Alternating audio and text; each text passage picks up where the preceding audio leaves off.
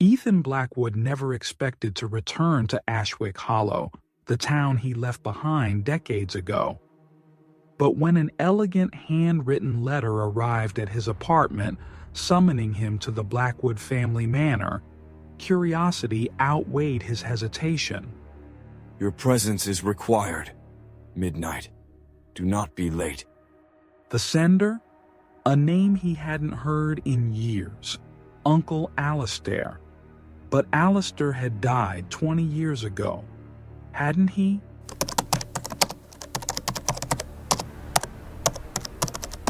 The Blackwood Manor was a towering relic of a forgotten age, its windows like empty eyes staring into the void.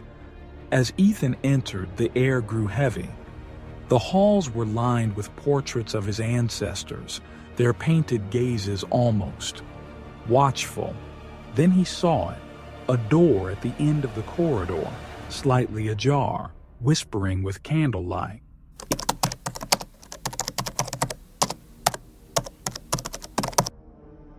Inside, a long dining table stretched across the candlelit room.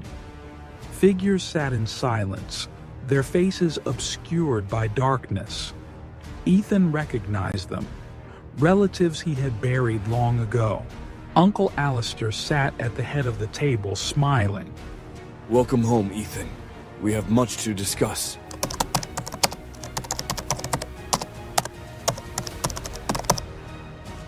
Alistair's voice was cold, measured. The Blackwood legacy requires a guardian. You are the last of our bloodline. Accept the inheritance, and the truth of our family will be revealed. Ethan's pulse pounded. And if I refuse? Alistair's smile widened. Then you will join us, forever. A book lay before him.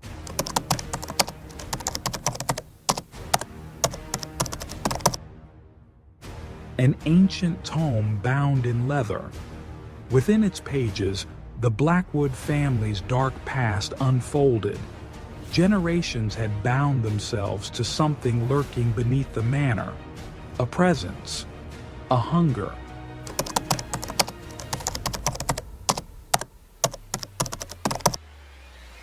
And now it wanted Ethan. As midnight struck, the air shifted. Shadows slithered along the walls. A guttural whisper coiled around Ethan's ears. You belong to us. His ancestors rose from their seats, their bodies dissolving into smoke. The manor trembled. Ethan ran.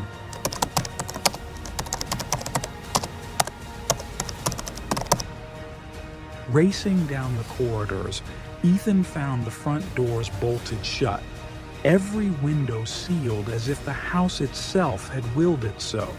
From the darkness, Uncle Alistair's voice drifted toward him. You cannot leave, boy. You are bound.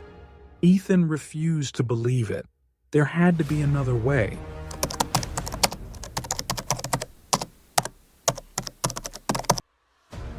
Memories surfaced, his grandfather's tales of a secret passage in the library.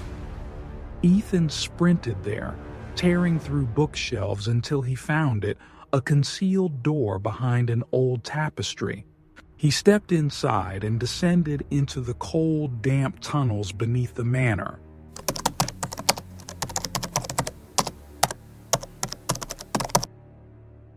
The tunnel led to a cavernous chamber. At its center, a blackened altar pulsed with unnatural energy. Whispers filled the air, beckoning him closer. On the altar lay a book, its pages turned by an unseen force, revealing his name scrawled in ink that glistened like fresh blood.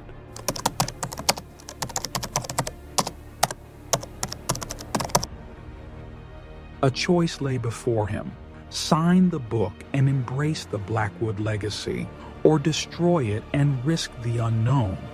With shaking hands, Ethan grabbed a nearby lantern and hurled it onto the altar. The flames roared.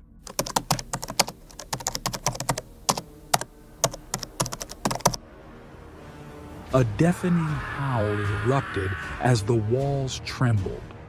The manor itself screamed, shadows clawing at Ethan as he ran through the collapsing tunnels. Then suddenly silence. He found himself outside, standing before the ruins of Blackwood Manor.